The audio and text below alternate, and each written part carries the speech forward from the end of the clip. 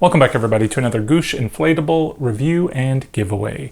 Now in my last review of the inflatables we looked at something a little more cutesy, but Goosh has a full range of inflatables from cutesy to creepy to kind of scary and kind of funny and everything in between. So I thought we would switch directions again today and look at something a little bit more scary. This is a spider, and of course I love decorating with spiders for Halloween because I think it tends to creep everybody out because you have to be a real psychopath to really love spiders, and most of us aren't. So hopefully this will give everybody a good scare. This is an interesting design that they've got going on here. It is a spider with some multicolored legs, and it's got a really menacing looking skull on the top. Now, the Amazon listing bills this as an outdoor spider with magic lights. So I do believe there's something special going on with the lighting of the spider, but they just don't show it on the box, which is a little disappointing. So let's go ahead, take this outside, see how it inflates, and see how it lights up.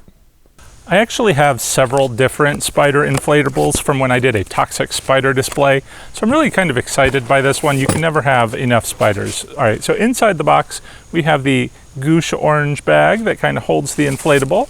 I like that. Has some extra layer of protection there for your inflatable. We also have stakes and a rope and some instructions. So again, I like that there is this extra bag here. It just kind of shows how they take care of their customers. Even if you look on the box, it explains if you have any questions or suggestions, you're welcome to give them a call. And I like that when a company takes an active interest in their customers. So with that out of the way, let's go ahead and take a look. This is that sort of menacing skull that I was talking about on the box.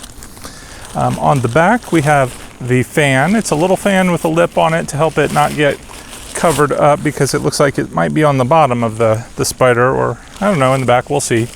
We do have quite a lengthy cord here, probably 6 feet or more. So let's go ahead, stick this guy down, plug him in, and I'm thinking this won't take very long at all to inflate.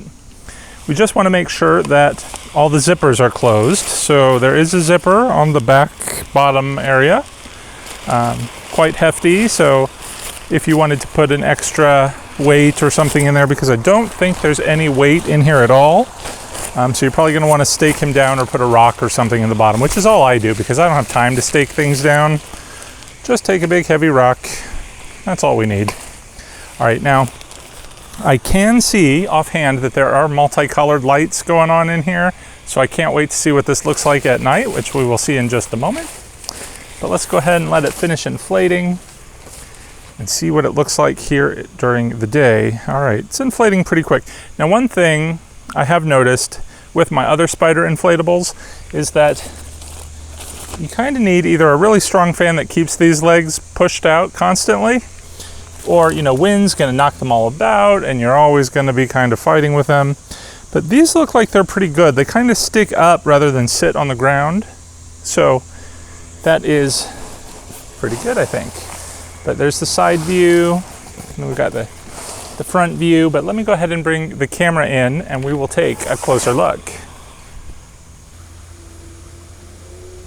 We've gone ahead and positioned him on this little bit of a mound here. It just gives him a little extra height, and with those legs that stick out, kind of really makes it look like he's reaching. Gives it that extra creepiness. The legs are red. They kind of look a little bit orange on the box, but the red is definitely a more menacing color.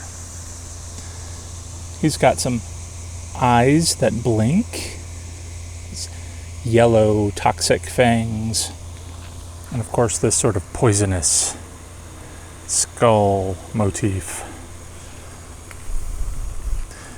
On the side, he's got quite a fluffy body. We're gonna have to see at night how well that's visible. And then on the back, you've got the fan. Actually, okay, it sticks out the back, so that's good. And there are a couple of ties that are a little hard to see, a couple of little loops for you to tie down, 2 on each side of the main part of the body. There might be some more in there somewhere. But again, I like to use the rocks. All right, it is almost dark, but we're not quite there yet, so we're gonna give it just a few more minutes. I really can't wait to see what this thing looks like at night. All right, we had to wait for it to get really dark for you to really be able to see the lighting effect. And I'm not sure why they didn't advertise that on the box, because it's kind of a fun effect. Now, there is a bit of a downside. There are 3 lights inside, and all 3 lights change colors and blink. So with all that light and color changing, you don't really see a whole lot of changing color through the top of the skull, which I think might have been the intention. Instead, it just kind of seems like flashes of light, so it's not bad.